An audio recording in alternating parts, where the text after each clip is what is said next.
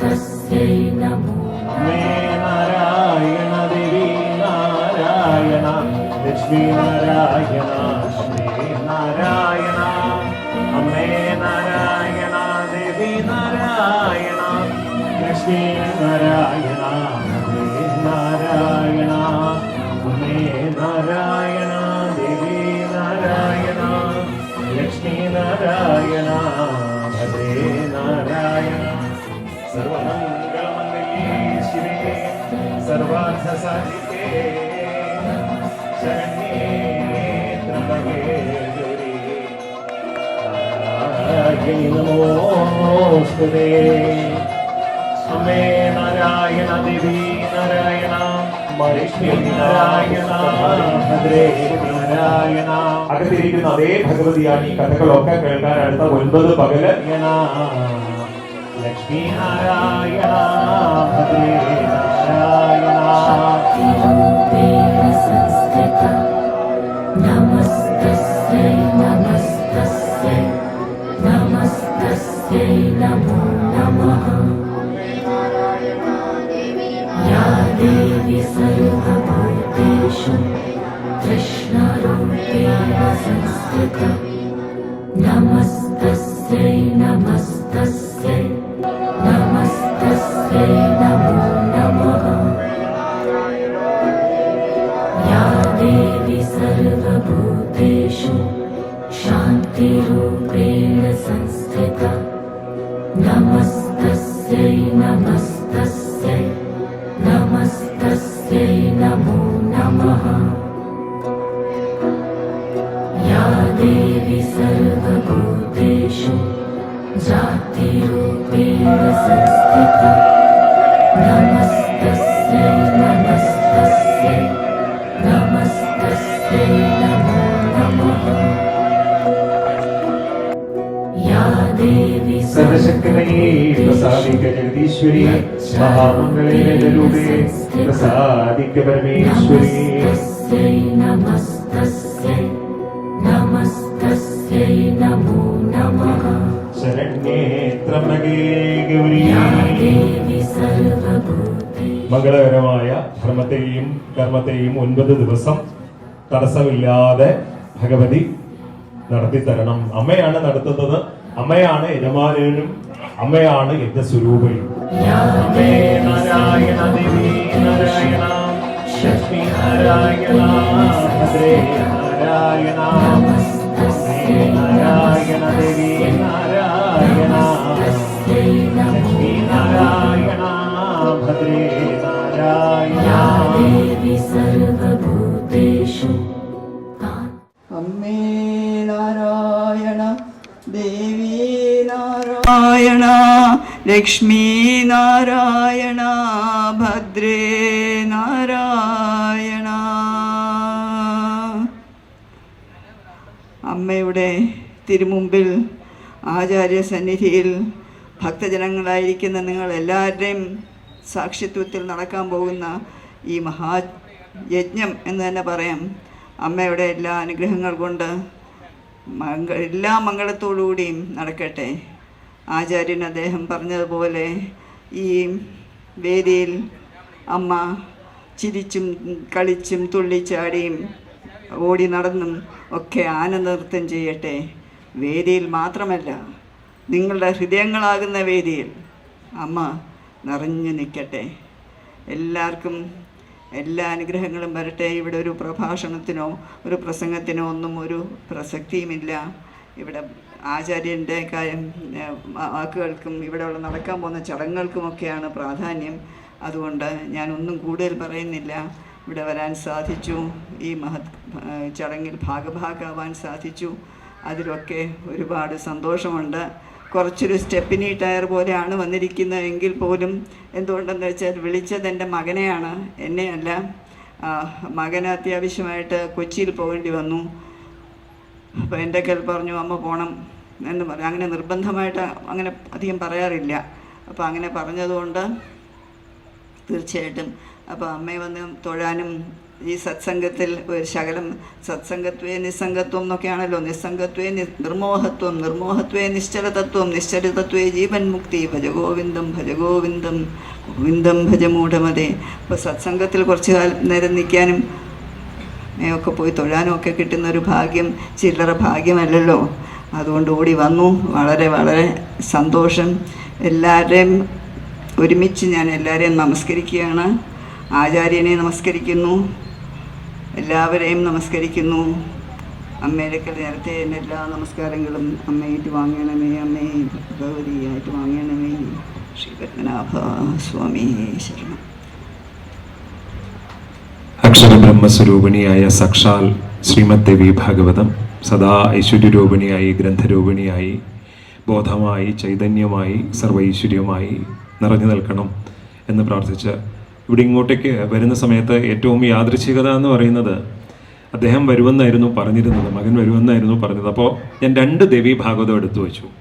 ഒന്ന് അമ്മയ്ക്ക് കൊടുക്കണം എന്ന് പറഞ്ഞിട്ട് ഞാൻ അങ്ങനെ തന്നെയാണ് ഒന്നിനകത്ത് എഴുതിയത്.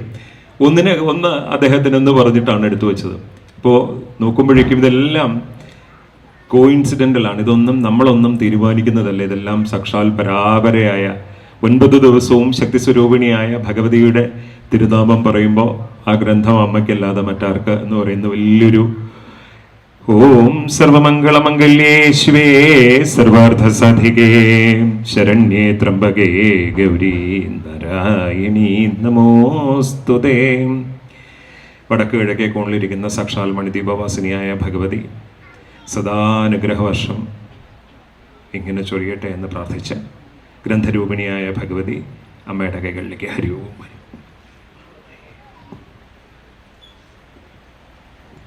ഇനി ഇത് തമ്പുരാന് കൊണ്ടുവന്നത് ഗ്രന്ഥമാണ്. ഇത് അമ്മയെ ഏൽപ്പിക്കുകയാണ്. അമ്മ കൃത്യമായിട്ട് അദ്ദേഹത്തിൻ്റെ ഭഗവതി ഹരിവും ഹരിവും ഹരികൃഷ്ണ. 41 ദിവസം ഈ സിനിമയെ നമ്മളെല്ലാവരും കാണുന്നതും കേൾക്കുന്നതും സിനിമയുടെ തിരക്കുകളിലും ഈ ബാക്കിയുള്ള പെർഫോമൻസിലും ഒക്കെ കാണുന്ന ലക്ഷ്മിപ്രിയ എന്ന് പറയുന്ന ആക്ട്രസിനെയാണ്. പക്ഷേ ഞാൻ വർഷങ്ങളായിട്ട് കാണുന്നത് അങ്ങനെയല്ല. ശ്രീവിദ്യാ ഉപാസകയായ, ദിവസവും 3 മണിക്കൂറെങ്കിലും നാമം ജപിക്കുന്ന, ധ്യാനത്തിലും മെഡിറ്റേഷനിലും ഒക്കെ ഇങ്ങനെ ഇൻവോൾവ് ആയിട്ടുള്ള. അപ്പോൾ നോട്ടീസിൽ എന്ത് വെക്കണം എന്ന് വെച്ചപ്പോൾ ഞാൻ പറഞ്ഞു ഭാഗവത ഉപാസക എന്ന് വെക്കുന്നതായിരിക്കും ഏറ്റവും നന്നാവുക. അങ്ങനെ സാക്ഷാൽ ഇവിടെ 41 ദിവസം, ഞാൻ ഈ ഭദ്രദീപത്തിൻ്റെ കാര്യം പറഞ്ഞപ്പോഴേക്കും ഞാൻ പറഞ്ഞു ലക്ഷ്മി 41 ദിവസത്തെ വ്രതം. അപ്പോൾ പറഞ്ഞു 41 അല്ല സാർ, അത് 90 ദിവസമാണെങ്കിലും അമ്മയുടെ മുന്നിലേക്ക് വരാൻ അങ്ങനെ വരുന്നതിൽ സന്തോഷമേ ഉള്ളൂ എന്ന് പറഞ്ഞ് പൂർണ്ണമായ വ്രതശുദ്ധിയോടെ വ്രതനിഷ്ഠകളോടെ അമ്മയെ ഉപാസിക്കുന്ന ലക്ഷ്മിക്ക് ഹരിയോ. സർവൈശ്വര്യങ്ങളും സാക്ഷാൽ ഭഗവതി തരട്ടെ. സർവമംഗളരൂപിണിയായിരിക്കുന്ന ഭഗവതി തരട്ടെ. ഭഗവതി മഹാമായ സർവൈശ്വര്യകാരിണിയും മഹാഗ്രന്ഥരൂപിണിയും നമോ നമ. 2 വാക്ക് ലക്ഷ്മി സംസാരിക്കും. ഹരിയോ. എല്ലാ പ്രിയപ്പെട്ടവർക്കും ഹൃദയം നിറഞ്ഞ നമസ്കാരം. എൻ്റെ ജീവിതത്തിലെ ഏറ്റവും ഭാഗ്യമുള്ള ദിവസമാണ് ഇന്ന്. ഈ 41 വർഷത്തെ ജീവിതം സാർത്ഥകമായ ഒരു ധന്യമായ മുഹൂർത്തത്തിലാണ് ഞാൻ നിൽക്കുന്നത്. സത്യത്തിൽ എനിക്ക് എന്താ പറയേണ്ടതെന്ന് അറിഞ്ഞുകൂടാ. എൻ്റെ മുന്നിൽ പരാശക്തി മാത്രമേ ഉള്ളൂ. എല്ലാ ഉയർച്ചകൾക്കും കാരണം എന്ന് പറയുന്നത് ജപമാണ്. സത്യമായും എല്ലാം ആരെയും സോപ്പിട്ടോ മണിയടിച്ചോ ഒന്ന് നിൽക്കാൻ സത്യം പറഞ്ഞാൽ എനിക്ക് അറിഞ്ഞുകൂടാ. അപ്പോൾ എൻ്റെ എല്ലാ ഉയർച്ചയ്ക്കും കാരണം ശ്രീപത്മനാഭൻ്റെ മണ്ണിൽ നിന്ന് ശ്രീപത്മനാഭനെ തൊഴുത് ശ്രീപത്മനാഭനെ ധ്യാനിച്ച് ശ്രീപത്മനാഭദാസി എന്ന് പറയാൻ വന്നു. പക്ഷെ അമ്മ നിൽക്കുമ്പോൾ അങ്ങനെ പറയാമോ എന്ന് എനിക്ക് അറിഞ്ഞുകൂടാത്തതുകൊണ്ട് ഞാൻ ആ വാക്ക് ശ്രീപത്മനാഭദാസിയായിട്ട് തുടങ്ങിയ ജീവിതമാണ് എൻ്റേത്. 2003 മുതൽ ഞാൻ ഈ കരിക്കകത്ത് അമ്പലത്തിലും വന്ന് തൊഴാറുണ്ടായിരുന്നു. പിന്നെയും പല പ്രാവശ്യം ഇവിടുന്ന് കൊച്ചിയിലാണ് ഞാനിപ്പോൾ താമസിക്കുന്നത്. പക്ഷേ എപ്പോൾ ഓടി ഇവിടെ വരുമ്പോഴും അമ്മയുടെ മടിത്തട്ടിലേക്ക് അഭയം യാചിച്ചുകൊണ്ട് അമ്മയുടെ കാൽക്കൽ വീണ് കുമ്പിട്ട് നമസ്കരിക്കാനായിട്ട് ഓടി വരാറുണ്ട്. സാറ് പറയുന്ന അത്രയും ഉന്നതിയൊന്നും സത്യം പറഞ്ഞാൽ എൻ്റെ ഈ ജന്മത്തിലില്ല. എല്ലാം ജന്മജന്മാന്തരമായിട്ട് ആർജിച്ച കഴിഞ്ഞ ജന്മങ്ങളിലൊക്കെ ഒരു തികഞ്ഞ ഉപാസകയൊക്കെ ആയിട്ടുണ്ടാവണം. അതിൻ്റെ പുണ്യമാണിത് എന്ന് ഞാൻ വിശ്വസിക്കുന്നു. സനാതനധർമ്മത്തിൻ്റെ ദീക്ഷ എന്ന് പറയുന്നത് ഒരിക്കലും ഒരു ജന്മത്തിൻ്റെ പുണ്യമോ കൃപയോ ഒന്നുമല്ല. അപ്പോൾ ഇത്രയും മഹത്തായ ദേവി ഭാഗവത നവാഹ യജ്ഞത്തിൽ പങ്കെടുക്കാൻ സാധിച്ചതിൽ എനിക്ക് ഒരുപാട് സന്തോഷമുണ്ട്. എന്നെക്കാളും ഒരുപാട് അറിവുള്ള അമ്മമാരും ഒക്കെയാണ് എൻ്റെ മുന്നിൽ ഇരിക്കുന്നത്. അപ്പോൾ എൻ്റെ ദീർഘമായ വാക്കുകൾക്കൊന്നും പ്രസക്തിയില്ല. എല്ലാവർക്കും അമ്മയുടെ കൃപ എപ്പോഴും ഉണ്ടാവട്ടെ എന്ന് ഞാൻ പ്രാർത്ഥിക്കുന്നു. മാണിക്യ വീണാമുബലാളയന്തിം മദാലസാമഞ്ജുള വാഗ്വിലാസാം മഹേന്ദ്രനീല ദ്യുതികോമളാംഗീ മാതംഗകന്യാ മനസാ സ്മരാമി ചതുർഭുജേ ചന്ദ്രകലാവദംസേ കുജോന്നദേ കുങ്കുമരാഗശോണേ പുണ്ട്രേഷു പാശാങ്കുശ പുഷ്പബാണഹസ്തേ നമസ്തേ ജഗദേകമാതാ മാതാ മരകതശ്യാമാം മാതംഗീ മദശാലിനി കുര്യാത് കടാക്ഷേതു കല്യാണി കദംബവനവാസിനി ജയ മാതംഗതനയേ ജയ നീലോൽപലദ്യുതേ ജയ സംഗീതരസികേ ജയ ലീലാശുഖപ്രിയേ. എൻ്റെ എളിയ വാക്കുകൾ അമ്മയുടെ മുന്നിൽ അമ്മയുടെ പാദത്തിൽ അർച്ചനാ പുഷ്പങ്ങളായിട്ട് അർപ്പിച്ചുകൊണ്ട് നിർത്തുന്നു. ശ്രീ ഗുരുഭ്യോ നമഃ.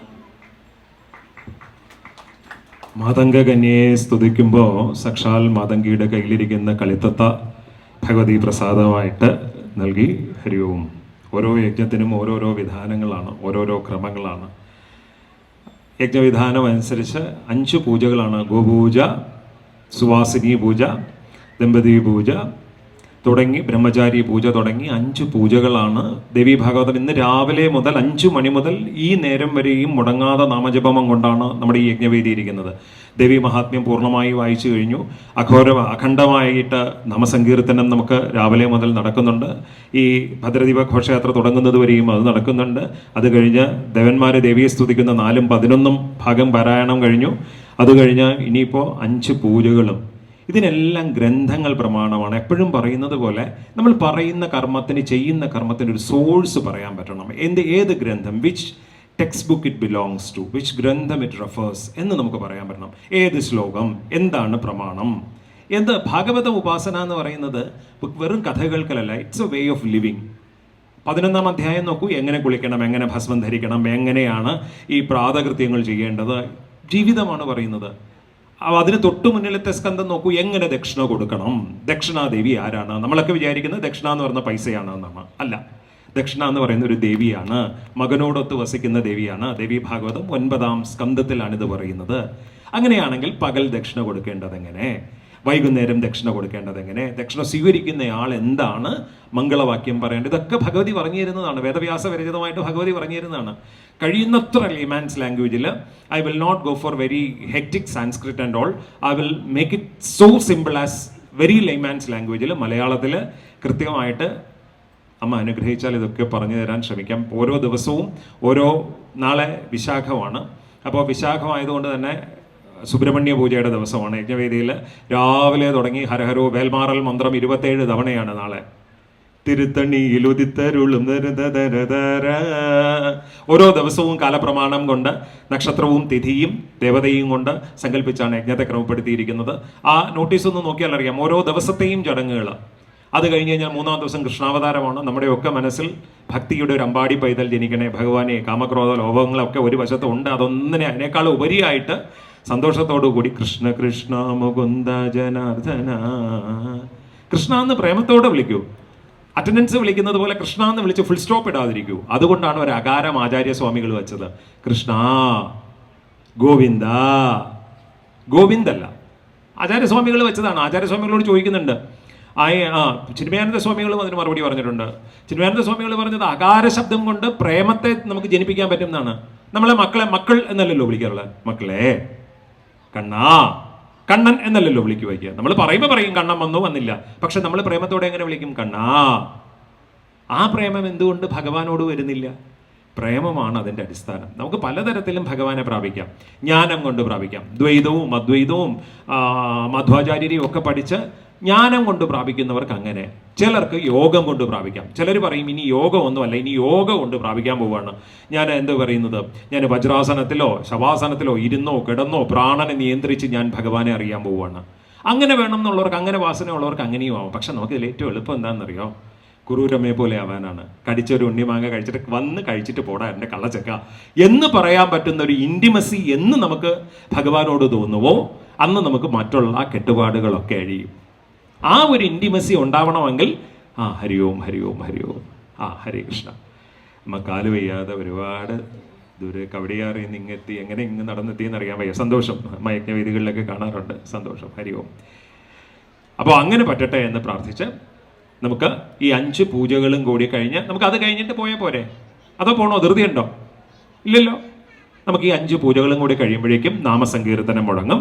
നാമസങ്കീർത്തനം കൂടി കണ്ട്, നാമസങ്കീർത്തനം കൂടി കഴിഞ്ഞ് ഭാഗവത മാഹാത്മ്യം ഇല്ലേ? മാഹാത്മ്യം ഗോപൂജയ്ക്കുള്ള സമയമായി. അവിടെ വിശക്കുന്നുണ്ട്, അതൊക്കെ അവിടെ കരയുന്നുണ്ട് ഇല്ലേ? ഗോപൂജയുടെ മുഹൂർത്തം എഴുതി കൊടുത്തേക്കുന്ന സമയം എത്രയാണെന്ന് ചോദിക്കും. 7:40-നും 7:52-നും ഇടയിലാണ് ഞാൻ മുഹൂർത്തം എഴുതി കൊടുത്തത്. അവിടുന്ന് സിഗ്നൽ വന്നു കഴിഞ്ഞു, ഇനി വെച്ച് താമസിപ്പിക്കുന്നില്ല. ഗോപൂജയിൽ നിന്ന് നമുക്ക് തുടങ്ങി 5 പൂജകളും കഴിഞ്ഞ് ഭഗവതിയെ അല്ലേ, ഭഗവതിയുടെ ഒരു പ്രേമം ഉണ്ടായാൽ മതി. ഈ കാളി എന്നൊക്കെ പറഞ്ഞ് പേടിപ്പിക്കുന്നത് അമ്പും വില്ലും വെട്ടുകത്തിയും കൊണ്ട് പേടിപ്പിക്കാനൊന്നും വരുന്നതല്ല ഇല്ലേ? ഭദ്രം കരോതു ഇതി ഭദ്രകാളി, ഭദ്രത്തെ തരുന്നതൊക്കെയാണ്. മംഗളത്തെ അമ്മ എന്നല്ലേ വിളിക്കുന്നത്, അല്ലാതെ അമ്മായിന്നോ ആൻറ്റീന്നോ ഒന്നും അല്ലല്ലോ. അമ്മ എന്ന് വിളിക്കുന്നിടത്ത് വേറെ എന്തെങ്കിലും കണ്ടീഷൻ ഉണ്ടോ? ഒരു കണ്ടീഷൻ വരുന്നു, കേട്ടു, വിളിച്ചതൊക്കെ കേട്ടു, ഇപ്പോൾ വരും. അപ്പോൾ സന്തോഷത്തോടു കൂടി നമുക്ക് ഗോപൂജയിൽ തുടങ്ങി 5 പൂജകളും 20-21 ഒരു നാഴിക കൊണ്ട് നമുക്ക് തീർക്കാൻ ശ്രമിച്ചിട്ട് നമുക്ക് അപ്പോഴേക്കും ഇവിടെ ട്രസ്റ്റിൻ്റെ ആദ്യത്തെ ഭജന സമിതി ട്രസ്റ്റിൻ്റെ ഭജൻ ഗ്രൂപ്പാണ്. ആ ഭജൻ ഗ്രൂപ്പ് അപ്പുറത്തെ ആ വേദിയിൽ റെഡിയാവും. അവർ നാമസങ്കീർത്തനം നടക്കും. നമ്മൾ പൂജകളൊക്കെ കഴിഞ്ഞ് പെട്ടെന്ന് വന്ന് ഭഗവതിക്ക് ഇതെല്ലാം കൊണ്ടുവന്ന് ഭഗവതിയുടെ മുമ്പ് സമർപ്പിച്ച് കഴിയുമ്പോൾ ആ ഒരു കർമ്മം പൂർത്തിയാവും. ഓം മഹാസുരഭ്യേ നമ. എന്താണ് സങ്കല്പം? സർവ്വദുരിത നിവാരകർത്ഥം, സർവ്വദുരിതങ്ങൾ നശിക്കുന്നതിന് വേണ്ടി, ആയുരാരോഗ്യ സിദ്ധ്യർത്ഥം. ആരോഗ്യം, ആയുസ്സും ആരോഗ്യവും ആർക്ക് സിദ്ധിക്കണം? ഒരു വീട്ടിൽ സന്തോഷമായിരിക്കാൻ നമുക്ക് മാത്രം സിദ്ധിച്ചാൽ പോരാ, നമ്മുടെ കൂടെയുള്ള എല്ലാവരും 7 തലമുറകൾ സന്തോഷത്തോടു കൂടിയിരിക്കണം ഇല്ലേ? അപ്പോൾ 7 തലമുറ, ഇതെല്ലാം മനസ്സിലാണ് നടക്കുന്നത്. അവിടെ ഗോപൂജ നടക്കുന്ന സമയത്ത് മനസ്സിൽ പ്രാർത്ഥിക്കുവോ? ഇപ്പോൾ പരീക്ഷയുണ്ടേ, ഞാൻ ഇത് കഴിഞ്ഞിട്ട് ഞാൻ അങ്ങോട്ട് വന്ന് ചോദിക്കും. ഈ 10-23 കൊല്ലം പിള്ളേരെ പഠിപ്പിച്ച് ഈ എന്തെങ്കിലും പറഞ്ഞു തന്നാൽ ചോദ്യം ചോദിച്ചില്ലെങ്കിൽ എനിക്കൊരു സമാധാനമില്ല. പഠിച്ചു എന്ന് ഉറപ്പുവരുത്തുക എന്ന് പറയുന്നത് ഇല്ലേ? കൃത്യമായിട്ട് ഞാൻ വന്ന് ചോദിക്കും. എന്ത് കടഞ്ഞപ്പോൾ വന്നു എന്നാ പറഞ്ഞത് സുരഭി? പാല് കടഞ്ഞപ്പോഴാണോ വന്നത്? പാലാഴി കടഞ്ഞപ്പോൾ. ശരി. അപ്പോൾ ഗോപൂജ കഴിഞ്ഞതിന് ശേഷം നമുക്ക് ബാക്കി 5 പൂജകളും നമുക്ക് ഒരുമിച്ച് ഇവിടെ നടക്കും. എന്തിനാണ് ബ്രഹ്മചാരി പൂജ? ശങ്കരാചാര്യ സ്വാമികൾ പറയുന്നത് പോലെ ബ്രഹ്മചാരി ഭാവം നമ്മളിൽ ഉണരാൻ, പഠിക്കേണ്ടത് പഠിക്കാൻ അല്ലേ? കഗദൃഷ്ടി ഭഗധ്യാനം ശ്വാനനിദ്ര തഥൈവച അല്പാഹാരം ജീർണവസ്ത്രം ഏതദ് വിദ്യാർത്ഥി ലക്ഷണം. അതുകൊണ്ടാണ് ബ്രഹ്മചാരി ബോധം ഉളവാക്കാൻ. സുവാസിനി എന്തിനാണ്? സാക്ഷാൽ പരാശക്തി. എപ്പോഴെങ്കിലും ദേവിയെ സങ്കടപ്പെട്ട് കണ്ടിട്ടുണ്ടോ? അമ്പും വെല്ലും പൂവും പൊന്നും പൊട്ടും ഒക്കെ ആയിട്ട് മംഗളരൂപിണിയായി നമ്മുടെ വീട്ടിലെ തലമുറകൾ, അമ്മമാരും കുഞ്ഞുങ്ങളും ഒക്കെ ഇരിക്കാൻ, സദാ മംഗളരൂപികളായിരിക്കാൻ.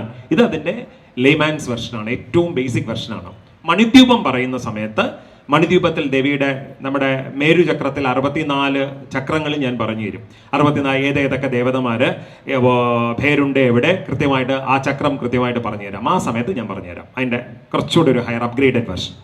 ഗോപൂജ എന്ത് ജപിക്കും? ഓം സുരഭ്യേ നമ. സങ്കല്പം എന്താണ്? സർവ്വദുരിത നിവാരകർത്ഥം, സർവ്വ ഐശ്വര്യ സിദ്ധ്യർത്ഥം, ആയുരാരോഗ്യ സിദ്ധ്യർത്ഥം ഇതം സുരഭി പൂജാം കരിഷ്യേ. ഇപ്പോൾ സുരഭി പൂജയെ ഞാൻ ചെയ്യുന്നു അല്ലേ? പശുവിൻ്റെ അടുത്ത് ചെല്ലുന്നതൊക്കെ കൊള്ളാം, സൂക്ഷിച്ച് നോക്കിയും കണ്ടും ഇല്ലേ? ചിലപ്പോൾ നമ്മൾ പറയുന്ന മന്ത്രം പശുവിന് മനസ്സിലായില്ലെങ്കിലോ ഇല്ലേ? അതുകൊണ്ട് സുരഭിയാണെന്ന് പറഞ്ഞ് അമിതാവേശം കാണിക്കണ്ട, എല്ലാം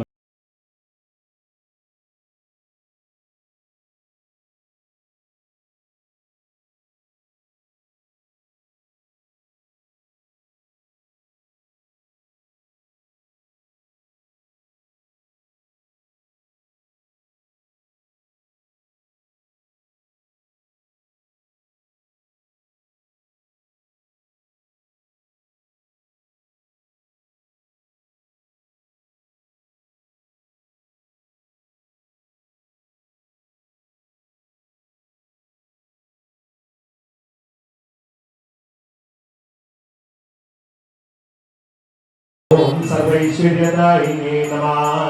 വേദകലാമയി നാദകലാമയി വേദരൂപേ ശംഖചക്രഗദാധരേ നമോ നമഃ. ശുഭേ വരദേ ശരദേ ഓം ശംഖചക്രാബ്ജധരേ മഹാമംഗളേ. ഓം മഹാദേവി മഹാമംഗളകാരിണി മഹാസുരഭി മഹാശക്തിപ്രദായിനി മഹാകാമപ്രദേ ദേവി മഹാശക്തിരൂപിണി. ഓം കാമധേനോ മഹാദേവി പ്രസാദിക ജഗദംബികേ മംഗളാധസ്വരൂപിണി ദേവി പ്രസാദിക ശുഭദായിനി.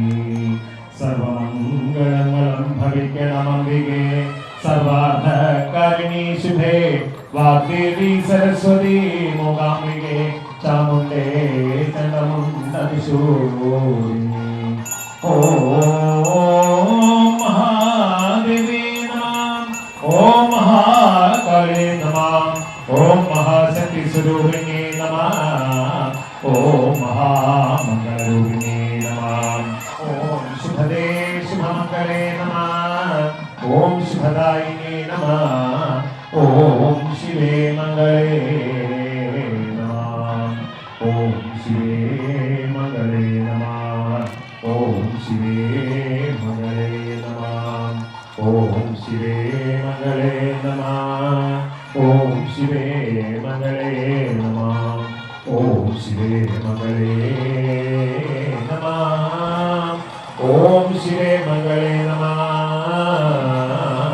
ഓം ശിവേ മംഗളേ നമഃ. പ്രസാദിക ജഗദംബികേ മംഗളങ്ങൾക്കു മംഗളം നൽകും ദേവി മംഗളകാരിണി ദേവി ശുഭദായിനി സുരഭി ദേവി മംഗളപൂജിതേ ദേവി വേദകലാമയി ദേവി ശംഖചക്രഗദാധരേ. ഓം മഹാമംഗളേ മഹാലക്ഷ്മി സ്വരൂപേ മഹാവേദകലാധരേ മഹാവേദകലാധരേ മഹാവേദകലാധരേ മഹാവേദകലാധരേ.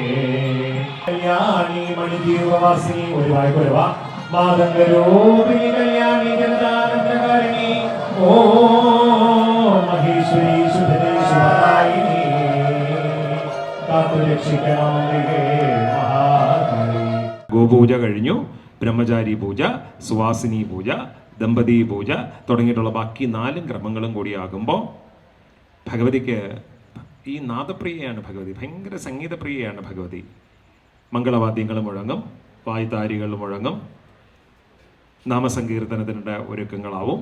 നാമസങ്കീർത്തനം കൂടി ആകുമ്പോഴേക്കും ഈ 9 ദിവസം ഒരു ക്യൂറിങ് ടൈമാണെന്ന് നമ്മൾ വിചാരിക്കണം. 365 ദിവസത്തിൽ 9 ദിവസം ഇത് കഴിഞ്ഞ് കഴിയുമ്പോൾ നാമസങ്കീർത്തനം തുടങ്ങും. മഹാത്മ്യത്തിൻ്റെ പ്രധാനപ്പെട്ട ചില ഭാഗങ്ങളും കൂടി പറഞ്ഞ് നമുക്ക് 1-ാം ദിവസം നമ്മൾ ഭഗവതിയുടെ പാദത്തിൽ സമർപ്പിക്കുമ്പോൾ നാളെ സൂര്യോദയം കൊണ്ട്, നാളെ സുബ്രഹ്മണ്യ സ്വാമിയുടെ നക്ഷത്രമാണ് ഇല്ലേ, വിശാഖം നക്ഷത്രമാണ്. ഷഷ്ഠി പൂജ നമ്മുടെ ദേവീഭാഗവതത്തിലെ ഒരു പ്രധാന ഇനമാണ്. പക്ഷെ ഷഷ്ഠി എന്ന് പറയുന്നത് അങ്ങനെ ഒരു ദേവി ഉണ്ടോ ഇല്ലേ എന്ന് ചോദിച്ചു കഴിഞ്ഞാൽ, ഷഷ്ഠി എന്ന് പറയുന്ന ദേവി ഉണ്ടോ? ഷഷ്ഠി നോക്കുന്നത് ആർക്ക് വേണ്ടിയാണ്? മുരുകന് വേണ്ടിയോ? ആർക്ക് വേണ്ടി? അപ്പോൾ സുബ്രഹ്മണ്യനും മുരുകനും ഒക്കെ ഒന്ന് തന്നെ ഇല്ലേ? ഭഗവതി മഹാമായ നാദബ്രഹ്മരൂപിണി മഹാരൂപി. ആർക്ക്? ഷഷ്ഠി ദേവിക്ക് വേണ്ടി ഇല്ലേ? പ്രാണതുല്യം പിതൃകൾക്ക് മിത്രജീവന രൂപിണി എന്ന് മലയാളത്തിൽ ദേവീസ്തുതി പറയുന്ന ഷഷ്ഠി ദേവിക്ക് വേണ്ടിയാണ്. നാളെ വിശാഖം നക്ഷത്രമായതുകൊണ്ട് രാവിലെ നമ്മൾ സുബ്രഹ്മണ്യ അഷ്ടകത്തിൽ നമ്മൾ ഹരിവും സുബ്രഹ്മണ്യ അഷ്ടകത്തിൽ നമ്മൾ തുടങ്ങും. അത് കഴിഞ്ഞ് വേൽമാറൽ. നാളെ മുഴുവൻ സുബ്രഹ്മണ്യമയമാണ് ഭഗവതിയുടെ. കാരണം ഭഗവതിയുടെ മകനല്ലേ സുബ്രഹ്മണ്യൻ. അതിനാണ് നമ്മൾ കാലപ്രമാണം. ഓരോ നക്ഷത്രം, ഓരോ രാശിയിൽ ഏതേതൊക്കെ ഗ്രഹങ്ങൾ എന്നതിനെ പ്രമാണമാക്കി വ്യാഴം നിൽക്കുന്ന സമയത്ത് നമ്മൾ സാക്ഷാൽ നാരായണനെയും. ഈ യജ്ഞത്തിൻ്റെ ഏറ്റവും ഡിഫിക്കൽട്ട് ടാസ്ക് എന്ന് പറയുന്നത് ഓരോ ദിവസത്തെയും പഞ്ചാംഗം എടുത്തു വെച്ച് കാലപ്രമാണം നോക്കി സൂര്യോദയം കൊണ്ട് ഓരോരോ ഗ്രഹങ്ങൾ ഓരോരോ രാശിയിൽ എപ്പോ എന്ന് ക്രമപ്പെടുത്തി എടുക്കുന്നതാണ് അതിൻ്റെ ചടങ്ങ്. ബാക്കിയൊക്കെ അതൊന്ന് ഫിക്സേഷൻ കഴിഞ്ഞ് കഴിഞ്ഞാൽ ബാക്കിയൊക്കെ എളുപ്പമാണ്. ബ്രഹ്മചാരി പൂജ ആരംഭിക്കാം. ഓ മഹാദേവ്യേ നമഃ. ഓ മഹാദേവ്യേ നമഃ. ഓ മഹാദേവ്യേ നമഃ. ഓ മഹാദേവ്യേ നമഃ. ഓ മഹാദേവ്യേ നമഃ. ഓ മഹാദേവ്യേ നമഃ. ഓ മഹാദേവ്യേ നമഃ. ഓം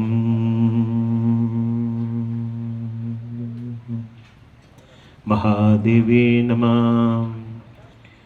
സർവമംഗളമംഗല്യേ ശിവേ സർവാർത്ഥസാധികേ ശരണ്യേ ത്രംബകേ ഗൗരി നാരായണീ നമോസ്തുതേ.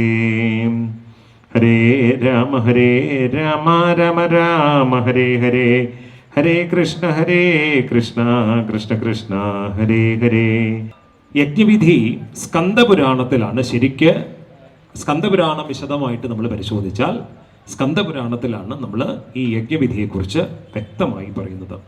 ദേവീഭാഗവത മഹാത്മ്യത്തിനായി ഇതാണ് ദേവീഭാഗവതത്തിൽ മാഹാത്മ്യമായി നൽകിയിട്ടുള്ളത്. സ്കന്ദപുരാണാന്തർഗതമായിട്ടുള്ളതാണ് നമ്മൾ എന്തില് ദേവീഭാഗവതത്തിൽ മഹാത്മ്യമായിട്ട് നൽകിയിട്ടുള്ളത്. നവാഹയജ്ഞം നടത്തുന്നതിന് ആദ്യം ഉചിതമായ മുഹൂർത്തത്തെ നിശ്ചയിക്കണമെന്നും യജ്ഞം നടത്തുന്നതിന് ആചാര്യ ലക്ഷണങ്ങൾ തികഞ്ഞ വ്യക്തിയെ ആചാര്യനായി സങ്കല്പിച്ച് നിശ്ചയിച്ച് നേരിൽ കണ്ട് ക്ഷണിക്കണമെന്നും യജ്ഞം നടത്തിപ്പിനായിട്ടുള്ള സഹായികൾ ദേവീഭക്തരും ദംഭം ലോഭം എന്നിവ ഇല്ലാത്തവരുമായിരിക്കണമെന്നും സർവഗൃഹങ്ങളിലും നവാഹ യജ്ഞം നടക്കുന്നുവെന്ന് അറിയിക്കണമെന്നും പറഞ്ഞു വയ്ക്കുന്നു ഇതിൻ്റെ പാരായണ വിധിയുടെ തുടക്കം. അതുകൊണ്ടാണ് ക്ഷേത്രത്തിൻ്റെ ഭാരവാഹികൾ ചോദിക്കുമ്പോൾ നമ്മൾ പറയണത് മിനിമം 108 ക്ഷേത്രങ്ങളിലെങ്കിലും യജ്ഞം നടക്കുന്നുവെന്ന് അറിയിക്കണം. ഇതിനൊരു മൂലസ്ഥാനം ഉണ്ടെങ്കിൽ മൂലസ്ഥാനത്ത് ആ ഭഗവതിയോട് അനുമതി ചോദിക്കണം. ഈ ദേവതാ സങ്കല്പങ്ങളെല്ലാം വളരെ മനോജ്ഞമാണ്. നോക്കൂ, ഒരു കുഞ്ഞിനെ നോക്കുന്നത് പോലെയല്ലേ നമ്മൾ ദേവതാ സങ്കല്പത്തിൽ രാവിലെ ഉറക്കം എഴുന്നേൽപ്പിച്ച് കഴിഞ്ഞ് കഴിഞ്ഞാൽ വസ്ത്രമെല്ലാം മാറ്റുന്നു, അത് കഴിഞ്ഞ് കഴിഞ്ഞാൽ വളരെ ലൈറ്റായിട്ട് ആഹാരം കൊടുക്കുന്നു, അത് കഴിഞ്ഞ് കഴിഞ്ഞാൽ കുളിപ്പിച്ച് കഴിഞ്ഞാൽ വീണ്ടും ആഹാരം കൊടുക്കുന്നു. ചിലയിടത്ത് ഈ കുഞ്ഞുങ്ങളെ പുറത്ത് കൊണ്ട് നടക്കുന്നത് പോലെ ആനപ്പുറത്ത് എഴുന്നള്ളത്തോ ശിവേലിയോ ഒക്കെ ഉണ്ടാവും. ജസ്റ്റ് ലൈക്ക് ഒരു കുഞ്ഞിനെ നോക്കുന്നത് പോലെയാണ്. എന്ന് നമുക്ക് ആ ഒരു ഭാവം നമുക്ക് വരുന്നോ, ആ ഒരു പ്രേമഭാവമോ ഭഗവതി, നമ്മൾ ഇതിനെയൊക്കെ ടെക്നിക്കൽ ജാർഗൻസ് കൊണ്ട് നമ്മൾ ഇതിനെയൊക്കെ പേടിപ്പിക്കും. നമ്മൾ ഈ ഭഗവതി ആഹാരം കഴിക്കുന്നതിന് നമ്മൾ ആഹാരം കഴിക്കുന്നു എന്ന് പറയുന്നത് നമ്മൾ നിവേദ്യം കഴിക്കുന്നു എന്നാണ് പറയുക അല്ലേ, നിവേദ്യ സമയമാണ് എന്ന് പറയും അല്ലേ. ഇത് പറഞ്ഞു വെക്കുന്നത് തന്ത്രാനുസാരം എന്ന് പറയുന്ന ഗ്രന്ഥത്തിൻ്റെ 11-ാം അധ്യായത്തിലെ 8 ശ്ലോകങ്ങളെ കൊണ്ട് പറഞ്ഞു വയ്ക്കും. ദേവതാ സങ്കല്പം എന്ത്? എല്ലാ ദേവതമാരും കുഞ്ഞുങ്ങളെ പോലെയാണ്. ശബരിമല അയ്യപ്പനെ കണ്ടിട്ടില്ലേ? രാത്രി ആകുമ്പോഴേക്കും പാട്ടൊക്കെ പാടി ഉറക്കുന്ന പോലെ നമ്മൾ പാട്ടൊക്കെ പാടും. ഹരിവരാസരം വിശ്വമോഹനം ഇല്ലേ? കുഞ്ഞുങ്ങളെ ഉടുപ്പി കൃഷ്ണനാണെങ്കിൽ എങ്ങനെ പാടും? ജോ ജോ യശോദയ നന്ദമുകുന്ദനേ ജോ ജോ കംസകുടാരി ജോ ജോ എന്ന് നമ്മൾ പാടും. എല്ലാ സങ്കല്പവും അങ്ങനെയാണ്. കോൺസെപ്റ്റ് അറിഞ്ഞു കഴിഞ്ഞു കഴിഞ്ഞാൽ പിന്നെ ഈശ്വര ആരാധന എളുപ്പമാണ്. അപ്പോൾ സ്കന്ദപുരാണാന്തർഗതമാണെന്ന് പറഞ്ഞു. ഈ മുഹൂർത്തം നിശ്ചയിച്ച ആചാര്യനെ തീരുമാനിച്ചു കഴിഞ്ഞു കഴിഞ്ഞാൽ പൂർണ്ണമായിട്ടും നമ്മൾ ഈ ഓരോ ക്ഷേത്രങ്ങളിലും ഓരോ ദേശങ്ങളിലും നമ്മൾ ക്ഷണിക്കണമെന്ന് പറഞ്ഞു. അത് കൂടുതൽ വിവരങ്ങൾക്ക് നമ്മൾ ദേവി മഹാത്മ്യം 5-ാം അധ്യായം ഒന്ന് നമ്മൾ പരിശോധിച്ചാൽ നമുക്ക് മനസ്സിലാവും. യജ്ഞത്തിൻ്റെ തലേ ദിവസം ആചാര്യനെ വസ്ത്രദക്ഷിണാദികൾ കൊണ്ട് വരിക്കുന്നത് ആചാര്യവരണം. എല്ലാവരും മനുഷ്യജീവിതരാണ് ഇല്ലേ? പക്ഷെ യജ്ഞവേദിയിലേക്ക് വരുമ്പോൾ നമ്മുടെ തല ഒന്ന് പതിയെ എലിവേറ്റ് ആയി വരും. അതുവരെ ഭർത്താവാണ്, എന്താ പറയുന്ന അച്ഛനാണ്, ഒക്കെയാണ്, എല്ലാം അങ്ങനെയാണ്. ഒരു ഗൃഹസ്ഥാശ്രമത്തിൻ്റെതായ എല്ലാ ചുറ്റുവട്ടങ്ങളും ഉണ്ടാവും. യജ്ഞത്തിന് നമ്മൾ ആചാര്യനായി വരിച്ചു കഴിയുമ്പോൾ സർജന്മാര് തിയേറ്ററിൽ കയറുന്നത് പോലെയാണ്. അതുവരെ അവരങ്ങനെയൊക്കെ ആയിരിക്കും. പക്ഷെ തിയേറ്ററിലേക്ക് കയറുമ്പോൾ അവർക്ക് ബാക്കിയുള്ളതൊന്നും ഉണ്ടാവില്ല. അപ്പോൾ ആ പ്രൊസീജിയർ ആയിരിക്കും അവരുടെ ലക്ഷ്യം. ആചാര്യഭരണത്തിലും അത് തന്നെയാണ് സംഭവിക്കുക. നമ്മൾ പിന്നെ ഭഗവത് ഉപാസന എന്ന് പറയുന്നതൊന്നു മാത്രമാണ് നമ്മുടെ മുന്നിൽ ഇല്ലേ? അങ്ങനെ ആചാര്യനെ വസ്ത്രദക്ഷിണാദികൾ നൽകി വരിക്കണം. അന്ന് ദേവി ഭാഗവത മഹാത്മ്യ പാരായണവും പ്രവചനവും നടത്തണം. അതുകൊണ്ടാണ് രാവിലെ പൂർണ്ണമായും ദേവി മഹാത്മ്യം പൂർണ്ണമായും വായിച്ചത്. പൂർണ്ണമായും വായിച്ച് സമർപ്പിച്ചത്. എന്നിട്ടോ നിത്യകർമ്മങ്ങൾക്ക് നടത്തിയതിന് ശേഷം ഗണപതി ഹവനത്തോടുകൂടി ആരംഭിക്കണം. ഇതൊക്കെ സ്കന്ദപുരാണത്തിൽ വളരെ വിശദമായിട്ട് പറഞ്ഞു വെച്ചിട്ടുണ്ട്, ഇല്ലേ? 9 ദിവസവും ഗണപതി ഹോമം ചെയ്യുന്നത് അത്യുത്തമമെന്നറിയണം ദ്വിജൻ.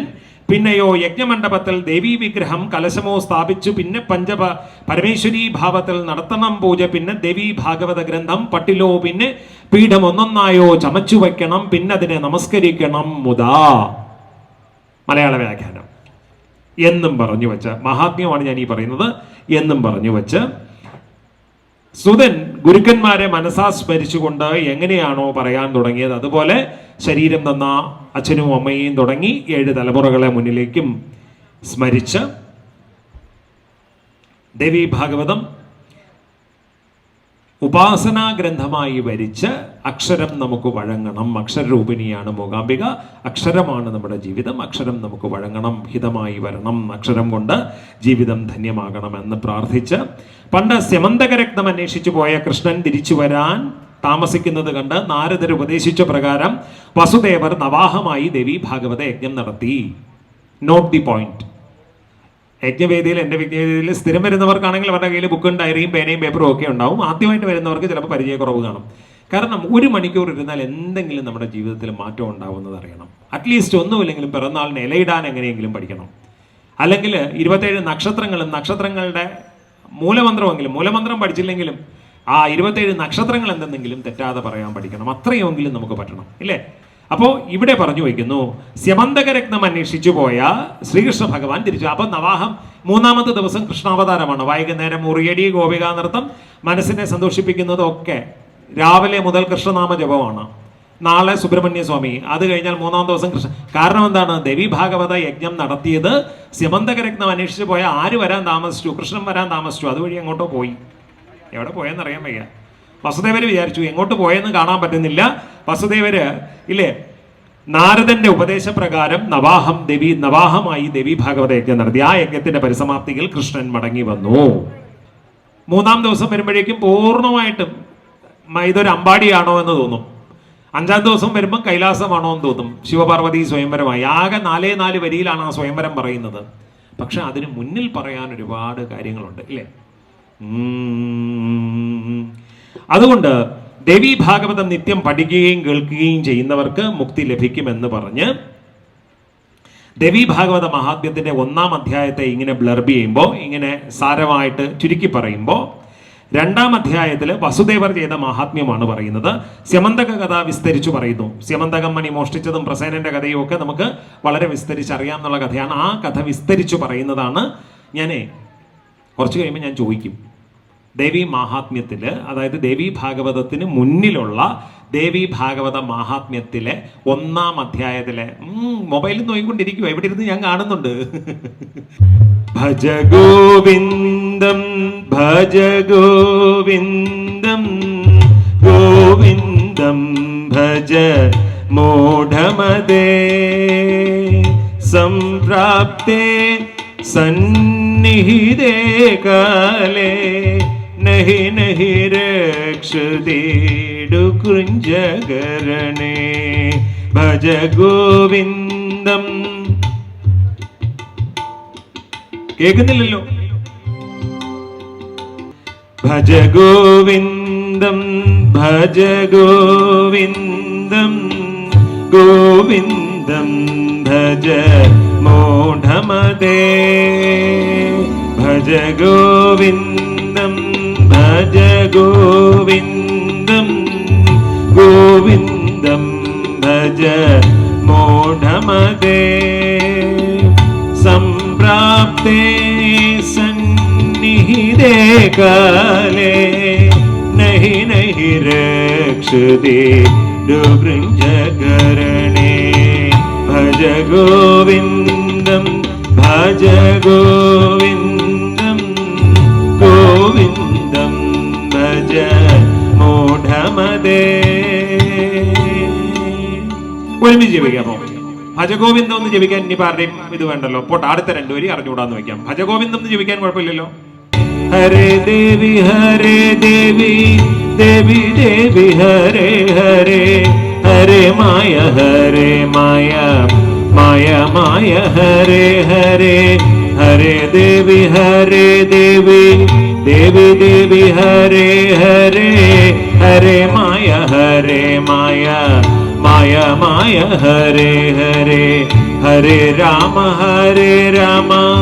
राम राम हरे हरे हरे कृष्ण कृष्ण कृष्ण हरे हरे हरे देवी देवी देवी देवी हरे हरे हरे माया माया माया माया हरे हरे हरे राम राम राम हरे हरे हरे कृष्ण कृष्ण हरे हरे हरे राम ഒരുമിച്ച് ജപിക്കാം हरे कृष्ण कृष्ण कृष्ण हरे हरे राम राम राम हरे हरे हरे कृष्ण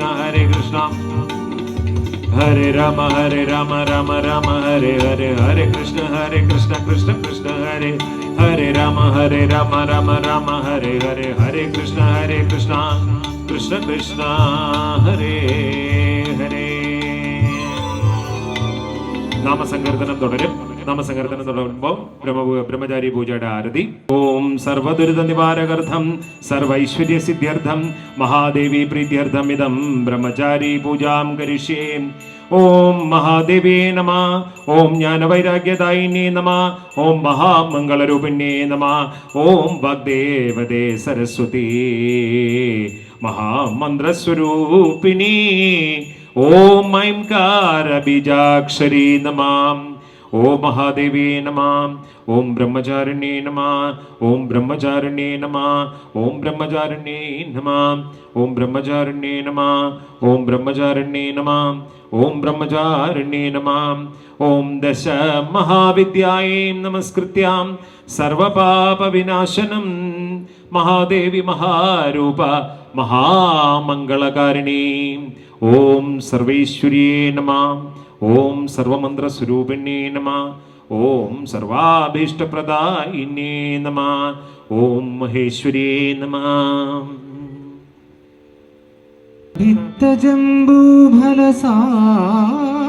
വിത്തജംബൂഫലസാരഭക്ഷിതം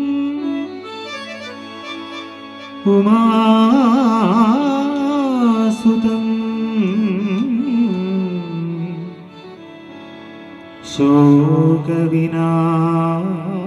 ശോകവിനാശ കാരണം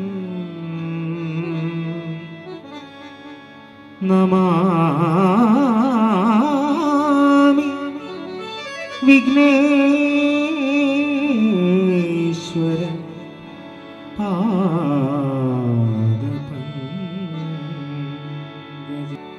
ജയ ഗണേശ ജയ ഗണേശ ജയ ഗണേശ പാഹി മാം.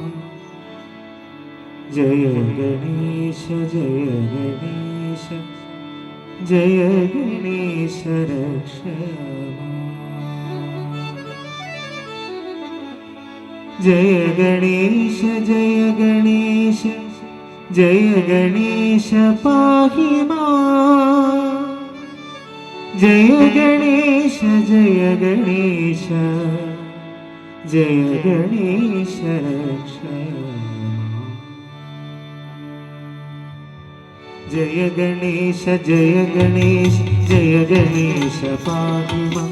ജയ ഗണേശ ജയ ഗണേശ ജയ ഗണേശ രക്ഷ മാം. ജയ ഗണേശ ജയ ഗണേശ ജയ ഗണേശ പാഹി മാം. ജയ ഗണേശ ജയ ഗണേശ ജയ ഗണേശ രക്ഷ മാം. ജയ ഗണേശ ജയ ഗണേശ ജയ ഗണേശ പാഹി മാം. ജയ ഗണേശ ജയ ഗണേശ ജയ ഗണേശ പാഹി മാം. ജയ ഗണേശ ജയ ഗണേശ ജയ ഗണേശ പാഹി മാം. ജയ ഗണേശ ജയ ഗണേശ ജയ ഗണേശ രക്ഷ മാം.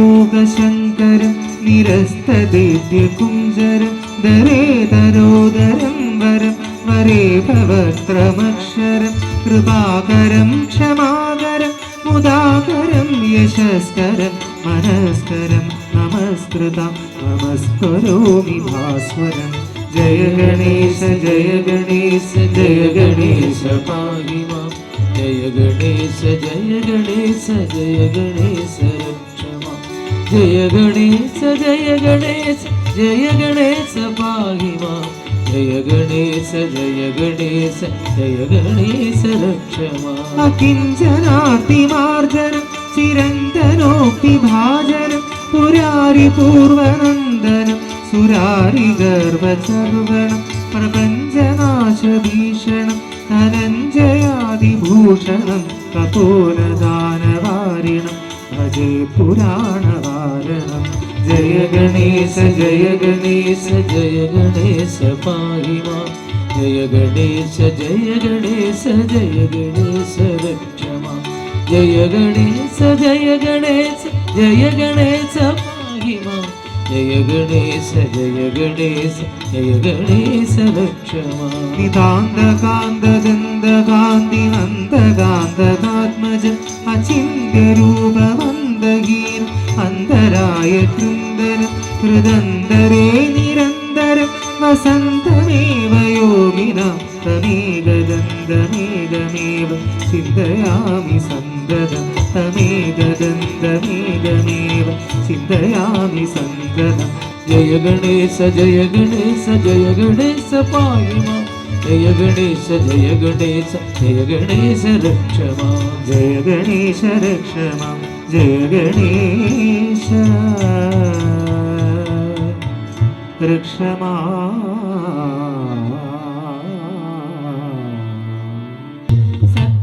സത്യാനന്ദമയീ അമ്മേ ചണ്ഡിക ഭഗവതിയേ അലകടൽ പോലെ അപാര കൃപാമൃത ഒഴുകും നിന്നടയിൽ അമ്മേ ഒഴുകും നിന്നടയിൽ ജീവിത നൗകയിലെന്നും അമ്മേ ഭാവുക ദീപം നീയേ ജീവിത നൗകയിലെന്നും അമ്മേ ഭാവുക ദീപം നീയേ മാനവ ജീവിത നാദ വിവഞ്ചി ആനന്ദ ഭൈരവി നീയേ മാനവ ജീവിത നാദ വിവഞ്ചി ആനന്ദ ഭൈരവി നീയേ അമ്മേ ആനന്ദ ഭൈരവി നീയേ സത്യാനന്ദമയീ ദേവി ചണ്ഡിക ഭഗവതിയേ അലകടൽ പോലെ അപാര കൃപാമൃതം ഒഴുകും നിന്നടയിൽ അമ്മേ ഒഴുകും നിന്നടയിൽ കുമാരി പൂജയ്ക്ക് തയ്യാറായിട്ടുള്ളവര് കുമാരിമാര് ഇതിലോട്ട് വരണം. യജ്ഞവേദിയിലെ അവസാനത്തെ പൂജയാണ്. കുമാരി പൂജ കൂടി കഴിഞ്ഞു കഴിഞ്ഞാൽ ആരതിയുടെ സമയമാവും. മനോഹരനാദം തവ മഞ്ജുള മണിനാദം മധുര മനോഹരനാദം തവ മഞ്ജുള മണിനാദം ആ മണിനാദം സിരകളിലെന്നും കവചം നൽകണമേ ആ മണിനാദം സിരകളിലെന്നും കവചം നൽകണമേ രക്ഷകവചം നൽകണമേ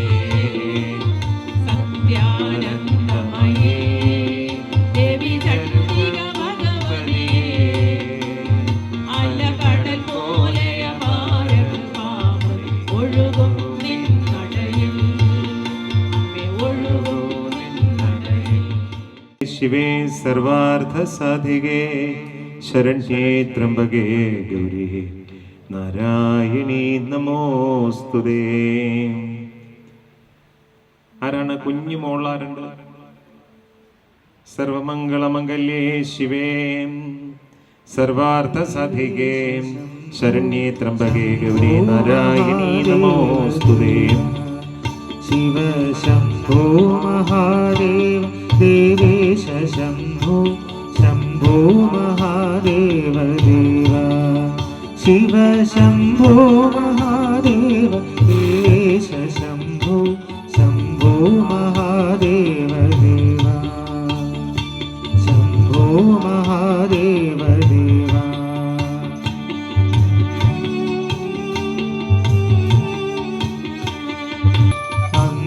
വിരാജൽ ഭുജംഗം അഭ്രജംഗാതരംഗാഭിരാമോത്തമാംഗം ഓംകാരവാടി കുരംഗം സിദ്ധസംസേവിതാഗ്നി ഭജേ മാർഗബന്ധും ശംഭോ മഹാദേവ ദേവ ശിവ ശംഭോ മഹാദേവ ദേവേശ ശംഭോ ശംഭോ മഹാദേവ ദേവ ശിവ ശംഭോ മഹാദേവ ദേവേശ ശംഭോ ശംഭോ മഹാദേവ ദേവ വിഘ്നോദാശേഷലോകേശ വൈരി പ്രതാപം പാർത്ഥസ്വരാഗേന്ദ്രചാപം കൃത്തിവാസം ഭജേ ദിവ്യ സന്മാർഗബന്ധും ശംഭോ മഹാദേവ ദേവ ശിവ ശംഭോ മഹാദേവ ദേവേശ ശംഭോ ശംഭോ മഹാദേവ ദേവ ശിവ ശംഭോ മഹാദേവ ദേവേശ ശംഭോ ശംഭോ മഹാദേവ ദേവ ശിവ ശംഭോ മഹാദേവ ദേവേശ ശംഭോ ശംഭോ മഹാദേവ ദേവ ശിവ ശംഭോ മഹാദേവ ദേവേശ ശംഭോ ശംഭോ മഹാദേവ ദേവ ശിവ ശംഭോ മഹാദേവ ദേവേശ ശംഭോ ശംഭോ മഹാദേവ ദേവ ശിവ ശംഭോ മഹാദേവ ദേവേശ ശംഭോ ശംഭോ മഹാദേവ ദേവ ശംഭോ മഹാദേവ ദേവ ശിവ ശംഭോ മഹാദേവ ദേവ ശംഭോ മഹാദേവ ദേവ. ഇന്ന് പൗർണമി തിഥി വെള്ളിയാഴ്ച. പൗർണമി 57 നാഴിക കഴിയുന്നു. 3 നാഴിക കൂടിയാണ് പൗർണമി ബാക്കിയുള്ളത്. ആ സമയമെന്ന് പറയുന്നത് ദേവി ഭദ്രയാണ് ഭഗവതിയുടെ മുന്നിലാണ് ഇരിക്കുന്നത്. സർവ്വ ദുരിതങ്ങളും തീരണമെന്ന് പ്രാർത്ഥിച്ച് എപ്പോഴും ദേവി ഭാഗവതത്തിൽ ഭഗവതി പറയും, ഞാൻ ചില നിമിത്തങ്ങളെയും കാലത്തെയും പറയുന്നത് യോഗവും ഭാഗ്യവും ഉള്ളവർക്ക് വേണ്ടി മാത്രമാണോ എന്ന് പറയും. പലപ്പോഴും പല കാര്യങ്ങളും മൈക്ക് ഓഫ് ചെയ്തിട്ട് സംസാരിക്കാറുണ്ട്. കാരണം അങ്ങനെ ഒരു ചിട്ട പറഞ്ഞ് ആചാര്യന്മാർ പറഞ്ഞു കണ്ടിട്ടുള്ളത് കൊണ്ടാണ്. പൗർണമി തിഥി അവസാനിക്കാൻ പോകുന്നു. ഇനിയും 3 നാഴിക കൂടിയാണ്. ഏതാണ്ട് 24 × 3 കഷ്ടിച്ച് എത്ര മിനിറ്റ് ഉണ്ട്? 48. കഷ്ടിച്ച് ഒരു മണിക്കൂർ കഷ്ടിച്ച് 3 നാഴിക കൂടിയാണ് ഇനി പൗർണമി തിഥിയുള്ളത്. ആ സമയത്ത് ഇരിക്കുന്നത് സാക്ഷാൽ ഭദ്രയുടെ തിരുനടയുടെ മുന്നിലാണ്. ഭദ്രയെ നോക്കിയാണ് നമ്മളിരിക്കുന്നത്. പ്രതിഷ്ഠ ഭദ്രയാണ് ഇല്ലേ? ആനന്ദത്തോടു കൂടി ആ ദേവിയുടെ നാമം ജപിച്ച്, കാളിയുടെ നാമം ജപിച്ചും, വെള്ളിയാഴ്ച ആയതുകൊണ്ട് മഹാലക്ഷ്മിയുടെ നാമത്തെ ജപിച്ചും കുമാരി പൂജ കൂടി കഴിയുമ്പോഴേക്കും അപ്പോൾ നാമജപത്തിൻ്റെ സമയമാണ്. ഓം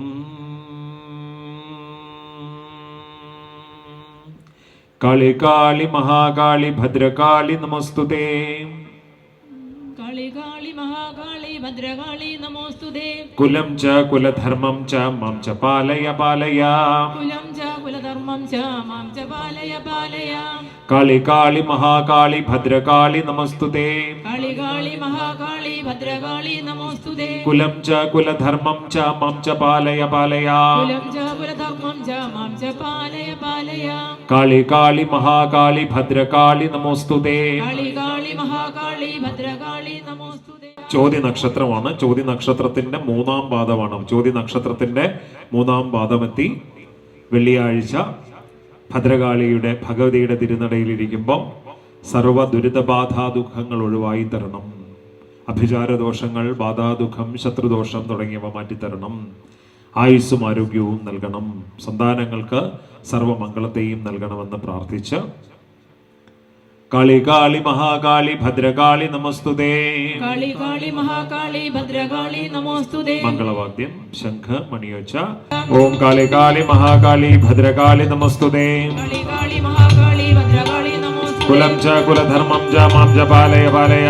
കുലം ച കുലധർമ്മം ച മാം ച പാലയ പാലയ. കാളി കാളി മഹാകാളി ഭദ്രകാളി നമസ്തുതേ. കാളി കാളി മഹാകാളി ഭദ്രകാളി നമോസ്തുതേ. കുലം ച കുലധർമ്മം ച മാം ച പാലയ പാലയ. കുലം ച കുലധർമ്മം ച മാം ച പാലയ പാലയ. കാളി കാളി മഹാകാളി ഭദ്രകാളി നമസ്തുതേ. കാളി കാളി മഹാകാളി ഭദ്രകാളി നമോസ്തുതേ. കുലം ച കുലധർമ്മം ച മാം ച പാലയ പാലയ. കുലം ച കുലധർമ്മം ച മാം ച പാലയ പാലയ. കാളി കാളി മഹാകാളി ഭദ്രകാളി നമസ്തുതേ. കാളി കാളി മഹാകാളി ഭദ്രകാളി കുലം ജ കുലധർമ്മം ജ മാം ജ പാലയ പാലയ കുലം ച കുലധർമ്മം ച മാം ച പാലയ പാലയ കാളി കാളി മഹാകാളി ഭദ്രകാളി നമോസ്തുതേ കാളി കാളി മഹാകാളി ഭദ്രകാളി നമോസ്തുതേ കുലം ജ കുലധർമ്മം ജ മാം ജ പാലയ പാലയ കുലം ച കുലധർമ്മം ച മാം ച പാലയ പാലയ.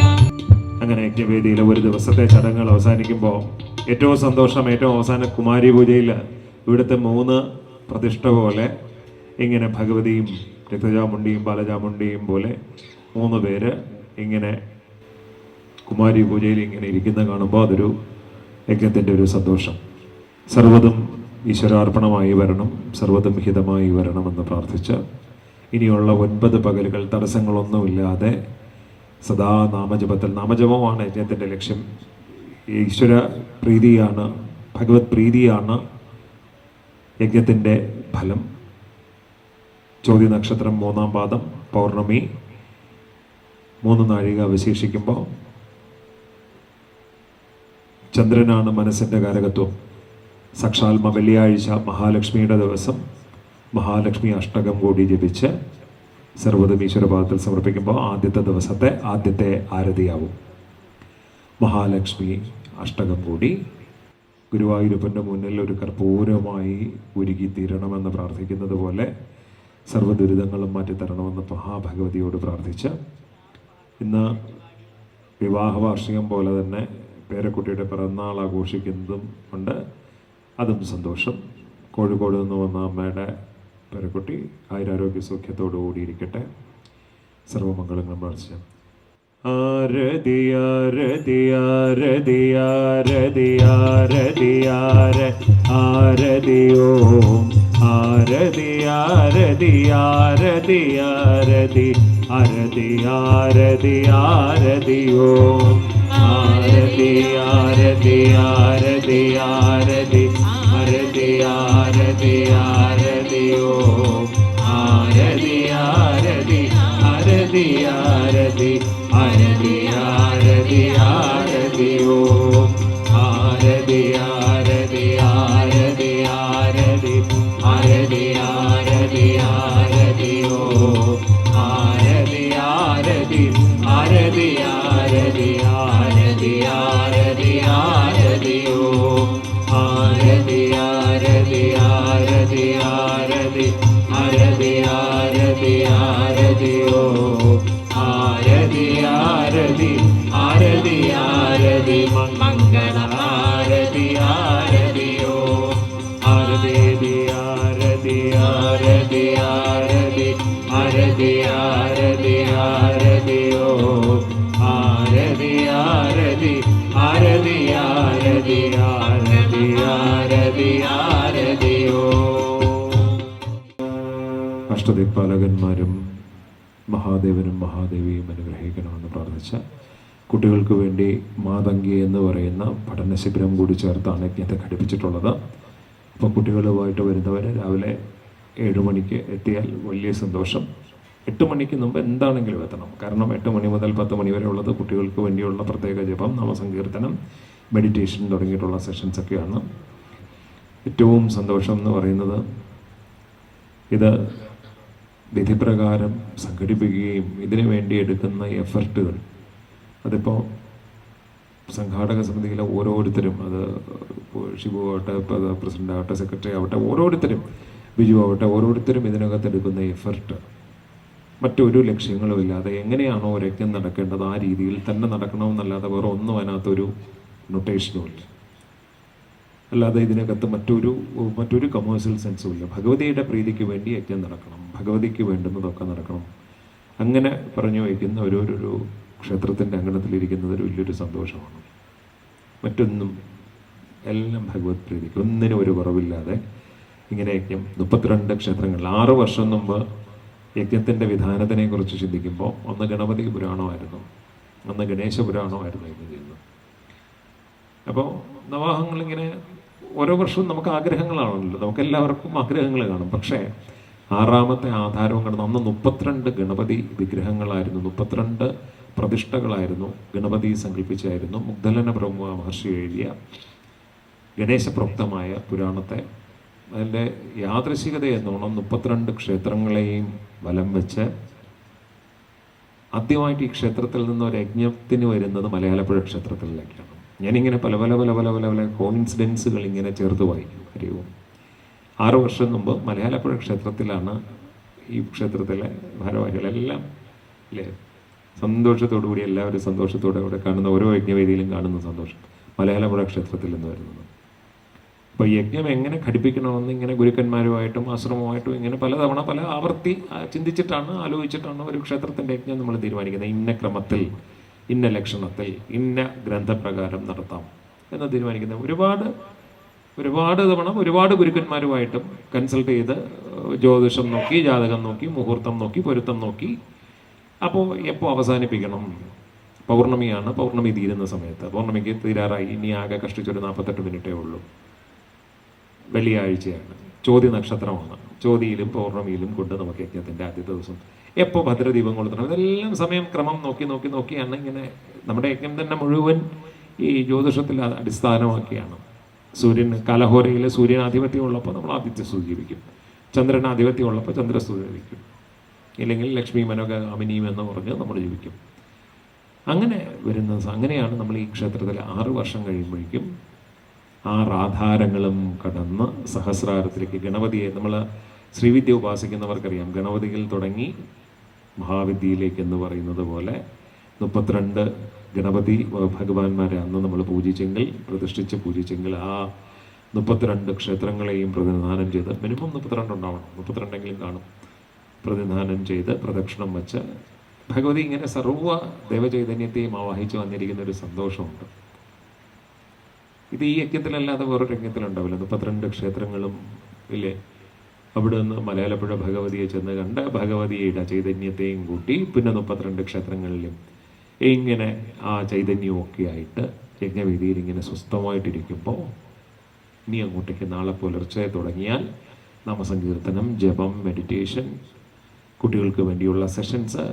കുട്ടികളുടെ സെഷൻസ് വരുമ്പോൾ മാത്രമാണ് നമുക്ക് അമ്മമാർക്ക് കുറച്ചൊന്ന്, കാരണം അമ്മമാർക്ക് അറിയുന്ന കാര്യങ്ങളായിരിക്കും. എങ്കിലും ഒരു ഭാരത സംസ്കാരത്തിൽ ജനിച്ച, ഹൈന്ദവ സംസ്കാരത്തിൽ ജനിച്ച ഒരു കുട്ടി അറിയേണ്ടുന്നതെല്ലാം കഴിഞ്ഞ് അടുത്ത ഒരു 10 ദിവസം കൊണ്ട് പറഞ്ഞു കൊടുക്കാൻ, വെയിൽ തീവ്രമാവുന്നതിന് മുമ്പ് നമുക്ക് കുട്ടികളുടെ സെഷൻസ് നമുക്കൊരു ഇതാക്കണം. അത് കഴിഞ്ഞാൽ പിന്നെ വൈകുന്നേരം നാമം ജപിക്കാൻ കുട്ടികളെ ഉറപ്പായിട്ട് കൊണ്ടുവരണം. കുട്ടികളെ നാമം ജപിക്കാൻ കുട്ടികൾ ഇവിടെ പഠിച്ചില്ലെങ്കിൽ പിന്നെ ഇവിടെ.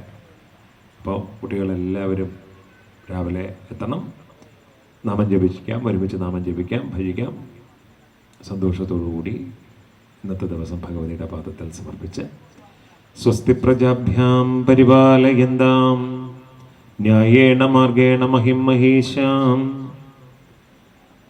ഗോബ്രാഹ്മണഭ്യോ ശുഭമസ്തു നിത്യം ലോകാ സമസ്ത സുഖിനോ ഭവന്തു ലോകാ സമസ്ത സുഖിനോ ഭവന്തു ലോകാ സമസ്ത സുഖിനോ ഭവന്തു. സർവർക്കും മംഗളകരമായൊരു ദിവസമായിരിക്കട്ടെ.